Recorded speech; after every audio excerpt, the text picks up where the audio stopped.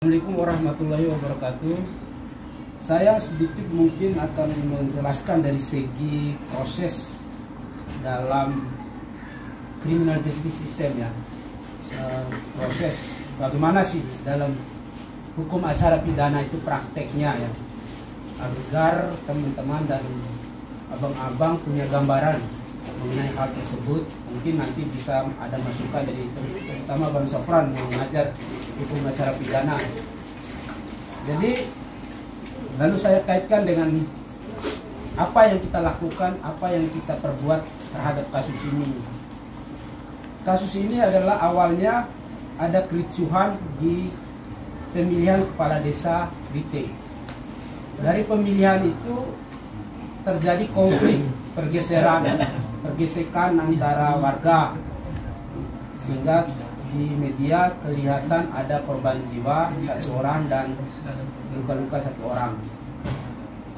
Prosesnya sebenarnya ini tidak meninggal di tempat, sempat dibawa ke rumah sakit.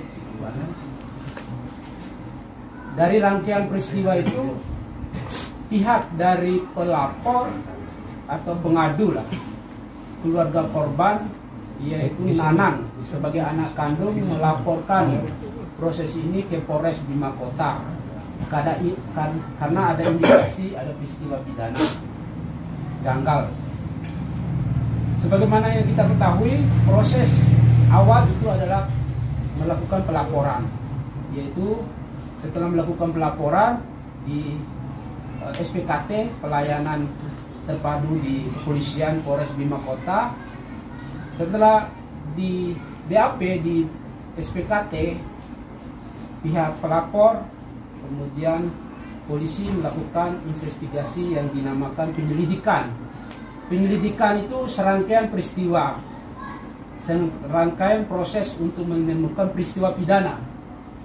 Dari pemeriksaan para pelapor, saksi-saksi sebanyak 40 orang. Kemudian dilakukan perlu investigasi mengenai otopsi, karena pihak pelapor butuh bantuan hukum pada saat itu. Akhirnya komunikasi lewat Mas Ajam sebagai koordinator lapangan dari PBH LPW NTB menerima aduan dari Nanang. Tapi saya garis bawahi, Nanang udah melakukan laporan saat itu, anak korban. Baru setelah Nana melakukan laporan, minta didampingi oleh PBH LPW terkait dengan bagaimana kelanjutan kasus almarhum bapaknya. Setelah kita melakukan pendampingan, baru kita mengusulkan untuk melakukan otopsi atas peristiwa yang terjadi. Kenapa saya katakan peristiwa? Karena belum pasti apa yang dilakukan itu adalah peristiwa pidana. Tentu dalam proses penyelidikan itu mencari peristiwa pidana. Dari hasil otopsi, sekitar 3 mingguan keluar hasil otopsi.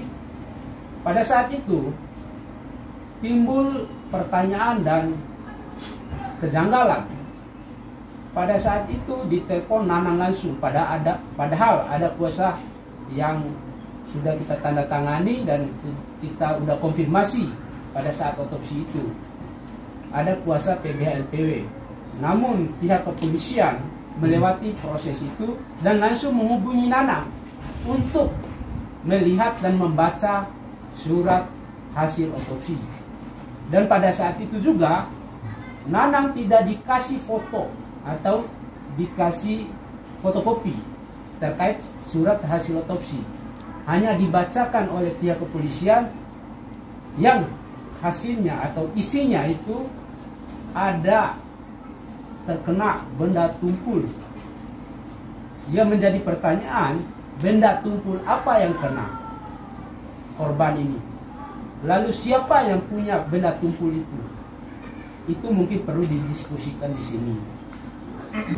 Jika kasus ini dapat dikatakan udah ada peristiwa pidana, namun belum menemukan pelaku. Sebagai mungkin ketua koordinator di kasus ini, saya menerima dari tim Imam Bayudi di sana memang yang intens investigasi koordinasi dengan kepolisian.